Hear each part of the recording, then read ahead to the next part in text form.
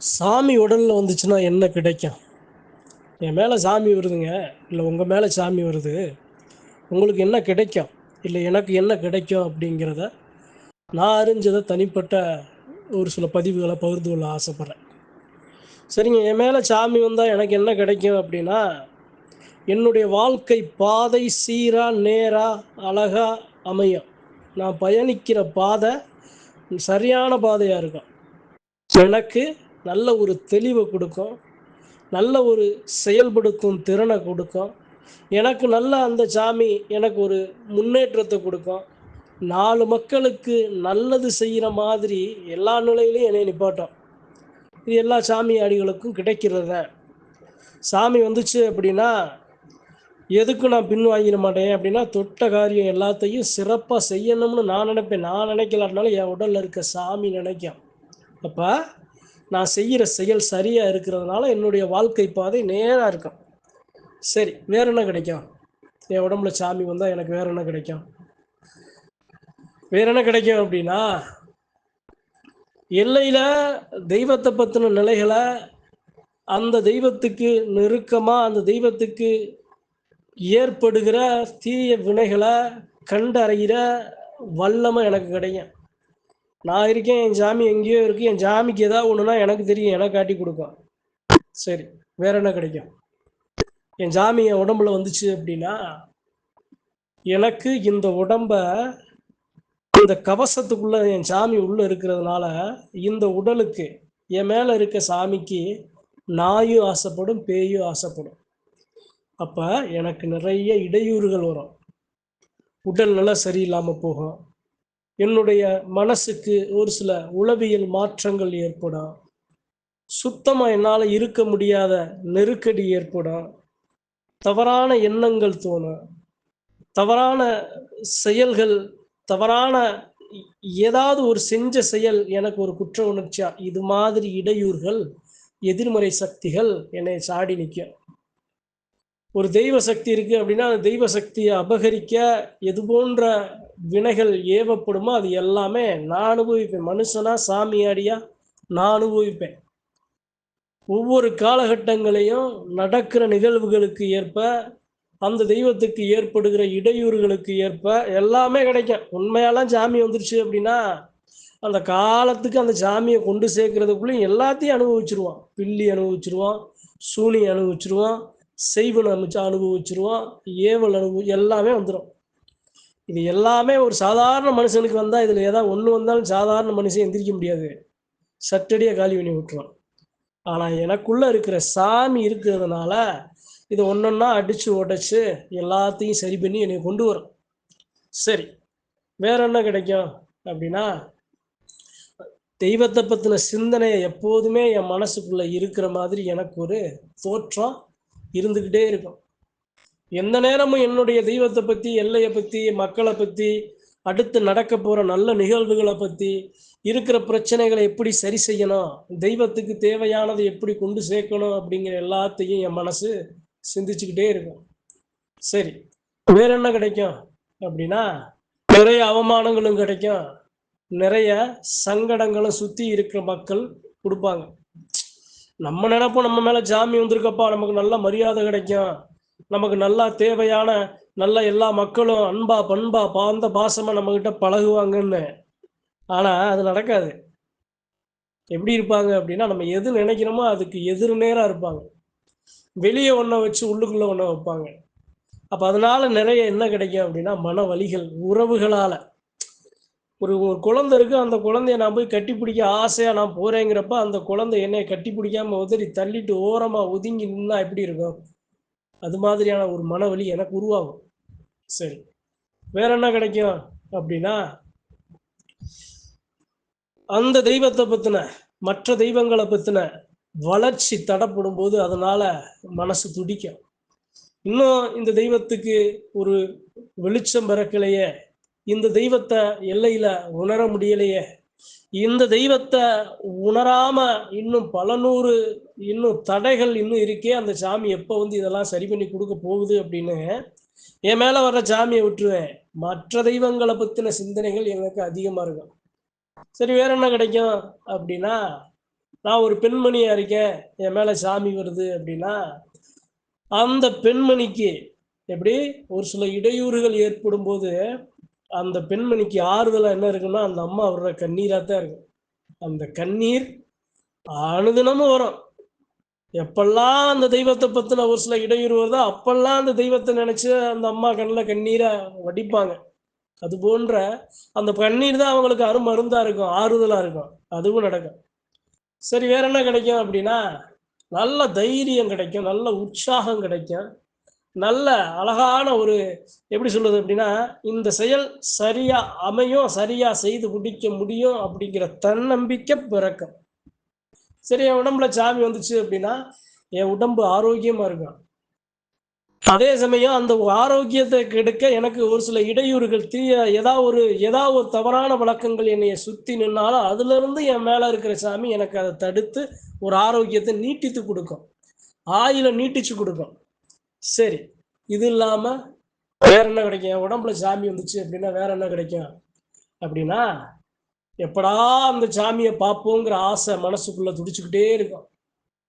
அந்த சாமிய பார்க்கலனாலும் அந்த சாமிய பத்தி நினைக்கிற நெனப்பு இருக்குல்ல, அந்த நெனப்பு மனுஷனுக்கு அந்த மனசுக்கு மருந்து போடும். சரி, வேற என்ன கிடைக்கும்? அப்படின்னா, இப்ப இல்லாட்டினாலும் ஒரு நாள் நம்ம பங்காளிக, அங்காளி, வங்காளி, பெருமக்க எல்லா மக்களும் ஒண்ணா சேர்ந்து, நம்ம எல்லாரும் ஒண்ணு சேர்ந்துற மாட்டோமா? எல்லாரும் ஒண்ணு கூடி வந்துர மாட்டாங்களா? இல்ல அவங்க நமக்கு அழைக்க மாட்டாங்களா? அவங்க கூட நம்ம பேச மாட்டோமா? அவங்க கூட சேர்ந்து எல்லாம் நம்ம சாமிக்கு நல்லா மகிழ்ச்சியா நம்ம தெய்வத்த வழிபட மாட்டோமா? அன்ப, உறவ, அதனுடைய நேசத்த அதிகரிக்காதா? அப்படிங்கிற ஏக்கம் வரும். சரிங்க. வேற என்ன கிடைக்கும்? என் உடம்புல சாமி வருது. வேற என்ன கிடைக்கும் அப்படின்னா, எனக்கு அந்த தெய்வத்தோட உருவத்த ஏதாவது ஒரு வழியில காட்டிக் குடுத்துரும். அந்த சாமியோட தரிசனம் எனக்கு கிடைக்கும். அந்த சாமியோட உருவாரம் எனக்கு தெரியும். அந்த சாமி எப்படி தெரியும் அப்படின்னா, நான் பெருசா நேசிக்கிற பெருமக்க, ஒரு உயரமான பதவியில இருக்க பெருமக்க, எல்லா மக்களுக்கும் நல்லது செய்ற பெருமக்கள் இருப்பாங்களா, அவங்கள அடையாளமா அந்த சாமி அப்பப்ப என்கிட்ட வந்து அந்த தெய்வத்தோட உருவத்த எனக்கு காட்டிக் குடுக்கும். சரிங்க. வேற என்ன கிடைக்கும்? என் மேல சாமி வந்தா எனக்கு வேற என்ன கிடைக்கும் அப்படின்னா, எப்படி சொல்றது? சுத்தி இருக்கிற எத்தன சனங்கள் இருந்தாலும், அத்தன சனங்களுக்கும் நம்ம மேல வர்ற சாமி சரியா அவங்களுடைய தேவைகள நிவர்த்தி செஞ்சிருமா? அப்படிங்கிற ஒரு அச்சமும் எனக்கு கிடைக்கும். என் மனசுக்குள்ள எழும்பும். சரி. வேற என்ன கிடைக்கும்? அப்படின்னா, நம்ம சாமிக்கு மரியாதை கிடைக்காதா? நம்ம சாமிக்கு நல்லா திருவுருவ சிலை எடுக்க மாட்டோமா? நம்ம சாமிக்கு ஒரு ஆலயம் கட்ட மாட்டோமா? நம்ம சாமிக்கு திருவிழா முன்னோர்கள் காலத்துல இருக்க அந்த திருவிழாவ குடுக்க மாட்டோமா? நம்ம சாமிக்கு கரகம் ஜோடிக்க மாட்டோமா? நம்ம சாமிக்கு பெரிய வான வேடிக்கையோட அந்த சாமிய நம்ம அழைச்சு வரமாட்டோமா? நம்ம சாமிய வணங்குற எல்லாரும் நல்லா அந்த சாமிய நினைச்சு எல்லாரும் வரமாட்டாங்களா? அப்படிங்கிற எண்ணம் எனக்குள்ள அந்த சாமி அடிகளுக்குள்ள இருந்துகிட்டே இருக்கும். சரி வேற என்ன கிடைக்கும் அப்படின்னா, எப்படா அந்த சாமி கும்பிடு வரும்னு மனசு ஏங்கிக்கிட்டே இருக்கும். 1 வருஷங்கிறது 3 வருஷம் மாரி தெரியும். 6 நாள்ங்கிறது 48 நாள் ஒரு மண்டலம் மாரி தெரியும். அப்ப எப்படா அந்த சாமிய பார்ப்போம், எப்படா அந்த சாமிய கும்பிடுவோம், எப்படா அந்த சாமிய சந்திப்போம், எப்படா அந்த சாமிக்கு நம்மளால முடிஞ்சத செய்வோங்கிற எண்ணம் சாமி ஆடுற பெருமக்களுக்கு வரும். சரி வேற என்ன வரும் அப்படின்னா, நான் தவறா இருந்தேன், சரியா இல்ல அப்படின்னா, என்னையவே உடம்பு சௌரியம் இல்லாம என்னைய ஆக்கி விட்டுரும். நான் தெய்வத்துக்கு சரியா இல்ல, தெய்வத்துக்கு ஆகாத நான் செய்றேன் அப்படின்னா, என்னைய எனக்கு உடல்நிலை சரியில்லாத நிலைய உருவாக்கி விட்டுரும். சரி வேற என்ன கிடைக்கும்? அந்த சாமி ஆசைப்படுறது என்ட்ட வந்து கேட்கும். எனக்கு ஒரு ஒரு மூக்குத்தி எடுத்து குடு, எனக்கு ஒரு கால் தண்ட எடுத்து குடு, எனக்கு ஒரு கொலுசு எடுத்து குடு, எனக்கு கைக்கு வளவி எடுத்து குடு, எனக்கு தலைக்கு ஒரு ரிப்பன் எடுத்து குடு, எனக்கு கண்மை எடுத்து குடு, எனக்கு பொட்டு எடுத்து குடு, எனக்கு விளையாட்டு பொருள் எடுத்து குடு, எனக்கு ஒரு பட்டு எடுத்து குடு, எனக்கு ஒரு சேலை எடுத்து குடு, அப்படிங்கிற மாரி அந்த சாமி நம்மகிட்ட வந்து கேட்கும். சாமியாடி பெருமக்கள்ட்ட கேட்கும். பெண் தெய்வங்கள சுமக்கிற பெருமக்கள்ட்ட கேட்கும். சரி வேற என்ன கிடைக்கும்? அப்படின்னா, நல்லா எப்படி நெருங்குன சொந்தம் கூட நம்மள விட்டு நம்ம மேல இருக்கிற சாமினால, இவர் மேல சாமி வந்துருச்சா? இவர் என்ன பெரிய ஆளா? அப்படிங்கிற மாதிரி நிறைய போட்டிகளையும், பொறாமைகளையும் உருவாக்கி குடுக்கும். சரி, வேற என்ன கிடைக்கும்? அப்படின்னா, என் வீட்லயே என்னுடைய மக்கள "என்னப்பா சாமி சாமின்னு அலையிற? உன்னைய மாரியா எல்லாரும் இருக்காங்க? உலகத்துல நீ ஒரு ஆள் தான் சாமிய கும்பிடுறியா?" உன்னே மாதிரியா சாமி எல்லாரும் நினைக்கிறாங்க. உன்னே மாதிரியா சாமி சாமி சாமின்னு குடும்பத்தில் இப்படி இப்படி இருக்காங்கங்கிற மாதிரி ஒரு சில பேச்சுக்களை நான் வாங்க சந்திக்க அந்த ஒரு நிலை ஏற்படும். சரிங்க. வேற என்ன வேற என்ன கிடைக்கும்? சாமியை நான் ஆடுறேன் அப்படின்னா வேற என்ன கிடைக்கும் அப்படின்னா, அந்த சாமிக்கு எது நடந்தாலும், அந்த சாமிக்கு ஒரு ஆபத்து நடந்தாலும், அந்த சாமி எல்லையை விட்டு வெளியே போனாலும், அந்த சாமியை யார் அபகரிச்சாலும், அந்த சாமிக்கு யார் கேடு விளைவிச்சாலும், எல்லாத்தையும் சுற்றி சுற்றி சுற்றி சுற்றி நான் பார்க்குற பார்வையெல்லாம் என்னை காட்டிக்கிட்டே இருக்கும். என் நினப்புக்குள்ள அந்த சாமி கொண்டு வந்து சேர்த்துரும். இப்போ இல்லைனாலும் எப்பயாவது நம்ம அதை சரி பண்ண மாட்டோமா அப்படிங்கிற மாதிரி ஒரு எண்ணம், ஒரு துடிப்பு கடைசி வரைக்கும் காலத்துக்கு இருக்கும்.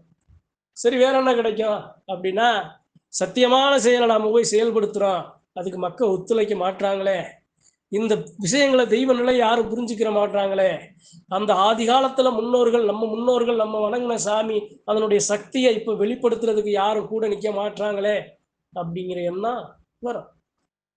குலசாமியே தெரியல, எப்படி எப்படி கண்டுபிடிச்சோம், அந்த சாமி எப்படி வந்து சொல்லுச்சு, அந்த சாமி இப்போ எப்படி ஒரு எல்லாம் நமக்கு கிடைச்சிருச்சு, அதை போய் நம்ம சொல்லி அதை சொன்னா கூட ஒரு சில மக்கள் ஏற்றுக்கிட்டு ஒரு சில மக்கள் ஏற்றுக்க மாட்டாங்களே அப்படிங்கிற எண்ணம் கிடைக்கும், வருத்தம் கிடைக்கும். இதெல்லாம் நான் ஏன் சொல்லி வரேன் அப்படின்னா, தெய்வத்தை சுமக்கிற சாமியாடிகளுக்கு அணுதினமும் அணுநொடியும் அவங்களுக்கு சிந்தனையெல்லாம் அந்த சாமி, அந்த குலதெய்வம், அந்த குல மக்கள் எப்படி ஒரு தாத்தன் பாட்டன் அப்பன் ஆத்தன் அந்த குடும்பத்தை பற்றி சிந்திச்சுக்கிட்டே இருக்காங்களோ, அதே மாதிரி அந்த சாமியாடி அந்த சாமியை பற்றி சிந்திப்பாங்க, அந்த எல்லையை பற்றி சிந்திப்பாங்க. வருஷத்துக்கு போவோம், சாமியை கும்பிடுவோம், 4 சத்தத்தை போடுவோம், முடிஞ்சதை செய்வான், நல்லா சொந்த பந்தங்களை பார்ப்போம், அப்படியே வருவான், அடுத்து ஒரு வருஷத்துக்கு கூடுவோம்னு கூடுற மக்களாக இருக்க மாட்டாங்க.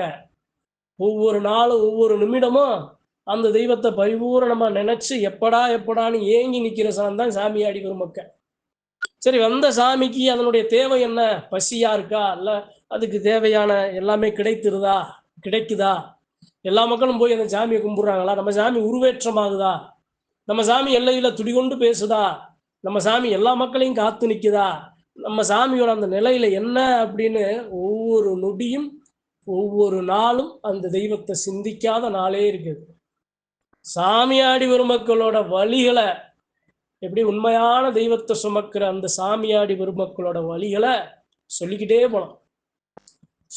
போலாம், நாளும் சொல்லலாம். இதெல்லாம் நான் ஏன் சொல்றேன் அப்படின்னா, சாமி கும்பிடு வரும்போது எல்லா மக்களும் வருவாங்க, தெய்வத்தை சுமக்கிற சாமியாடி வரும் மக்களும் வருவாங்க. நம்ம என்ன பண்ணுவோம், அந்த சாமியாடிகளை அவமரியாதை செஞ்சுவோம். அப்படி செஞ்சிடாதீங்க, அறிவு நண்பர்கள் செய்யாதீங்க. நீங்க ஒரு நாள் சாமியை கும்பிட்டு போயிடுவீங்க, ஒரு வருஷம் அந்த சாமியை நினைச்சுக்கிட்டு கண்ணீரில் கனவுல மனசுல கோட்டை கட்டி அவங்க அந்த எல்லையில வந்து நிற்பாங்க. அவங்களுக்கு ஆறுதலா நில்லுங்க, அந்த சாமியாடி மக்களுக்கு துணையா நில்லுங்க.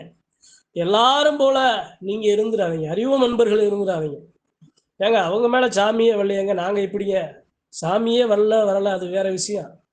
ஆனா சாமின்னு வந்துச்சு ஒரு தடவை ஒருத்தவங்க மேல வந்துருச்சு அப்படின்னா அவங்க மனசாட்சிக்கு தெரியும்ல, அவங்க எதிரியா இருந்தாலும் அவங்க மனசாட்சி சொல்லும்ல. சாதாரணமா ஒரு எல்லையில போய் சாமி ஆடிட முடியுமா? உண்மையான தெய்வம் இருக்கிற சாமி இல்ல, தெய்வம் பேசலைன்னா யாரு வேணாலும் ஆடலாம். உண்மையான தெய்வம் இருக்கிற இடத்துல அந்த சாமிக்கு பதிலாக வேற ஒரு ஆள் போய் ஆடிட முடியுமா? அந்த சாமி அனுமதிச்சிருமா? உங்களால ஆட முடியுமா? அப்ப அந்த மக்கள் ஆடுறாங்கன்னா அவங்ககிட்ட ஒரு சக்தி அவங்கள நோக்கி நிக்குதுன்னு தானே அர்த்தம். அதனால சொல்றேன், அறிவு நண்பர்களுக்கு சொல்றேன், உங்க சாமியாடிகள் வர்றாங்களா, உங்க சாமியாடிகளை முதல்ல முழுமையா நம்புங்க. அவங்க சொல்ற அவங்கள நீங்க தராசுல நிறுத்து பார்க்காதீங்க. அவங்கள சாமியாடி ஒரு மக்கள் வந்து அவங்கள பார்க்கறதே பெரிய ஒரு நமக்கு கிடைச்ச நல்ல விஷயத்துல அது ஒன்றா நம்ம நினைக்கணுங்க.